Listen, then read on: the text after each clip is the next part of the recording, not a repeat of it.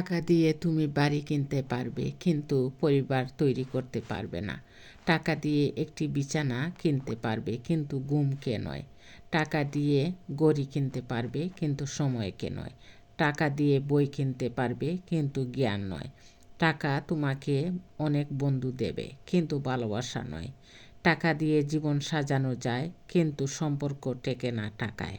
শেষে বুঝবে টাকা নয়, মানুষই মানুষের আসল সম্পদ। পৃথিবীতে কঠিন বাস্তবের মধ্যে একটি বাস্তব হলো, মানুষ যখন সাফল্যের দ্বার প্রান্তে এসে পৌঁছায় আর তখনই তার প্রিয় মানুষটি হারিয়ে যায়। থেমে গেলে হেরে যাবেন। মানুষ তোমাকে নিয়ে ঠাট্টা করুক, তোমাকে নিয়ে হাসুক, তোমাকে আঘাত করুক, অবজ্ঞা করুক, তাতে কিছুই হবে না, কিন্তু তারা যেন তোমাকে থামাতে না পারে। মনে রাখবেন, গরু পুষলে দুধ দেয়, কুকুর পুষলে পাহারা দেয়, আর মানুষ পুষলে পিছনে ছুরির আঘাত দেয়।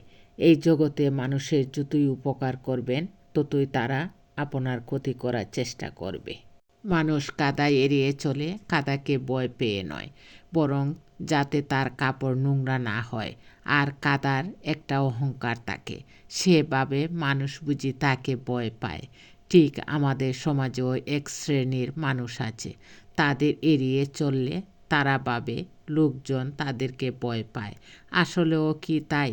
মোটেও না, বরং তাদের নোংরা আচরণগুলি আমাদের মনে লেগে না যায়, সেজন্যই এড়িয়ে চলা।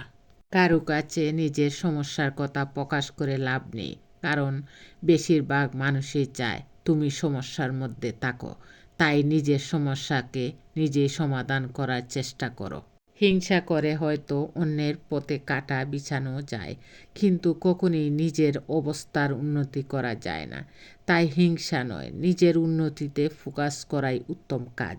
আপনার উন্নতি বা সুখ সহ্য করতে পারে না, তাই আপনার পতন দেখার জন্য অপেক্ষায় থাকে।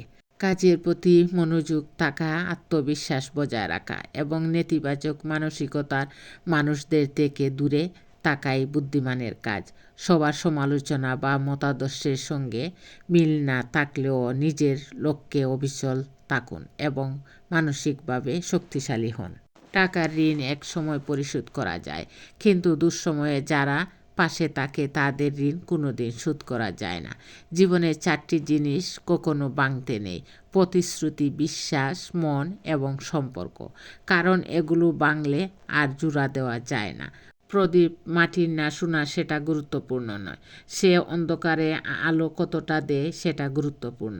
ঠিক তেমনি বন্ধু ধনী না গরিব সেটা গুরুত্বপূর্ণ নয়, অসময়ের স্বাদ কতটা দেয় সেটা গুরুত্বপূর্ণ। একজন সফল ছেলে একজন বেকার মেয়েকে সারা জীবন সাথে রাখতে পারে, কিন্তু একজন সফল মেয়ে একজন বেকার ছেলেকে কখনোই সাথে রাখতে পারে না। ধন্যবাদ সবাইকে। আসসালামু আলাইকুম।